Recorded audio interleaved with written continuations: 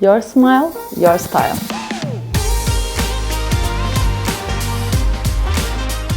Herkese iyi seneler. Ben yeni yıla yeni gülüşümle başlıyorum.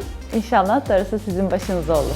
7 senedir İspanya'da yaşıyorum ve dişlerimi yaptırmaya bir sene önce karar verdim. İspanya'da bu işleme başladım. Sonrasında maalesef sonuçlar benim beklentilerimi karşılamadığı için ve memnun kalmadığım için o işlemi orada durdurmak zorunda kaldım. Keşke en başından sizi bulsaymışım, en başından buraya gelseymişim, hiç bu kadar uğraşmama gerek kalmazdı.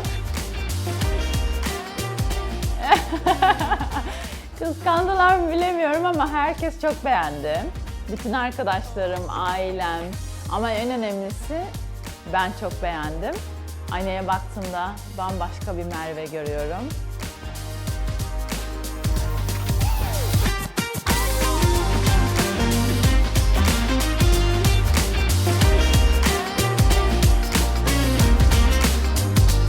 Malta bir dental kliniği tavsiye eder misiniz?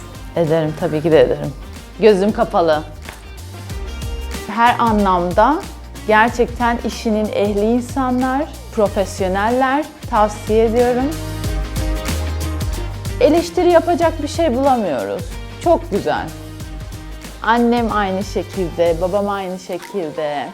Herkes çok beğendi, çok mutluyum ama yani başkalarından önce benim beğenmem önemliydi ve ben çok beğendim.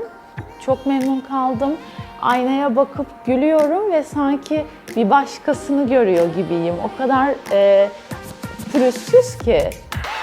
Çok memnunum.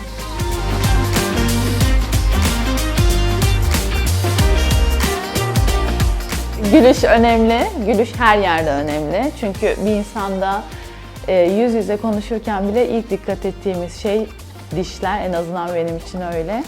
O yüzden tabii ki de etkisinin olacağını düşünüyorum.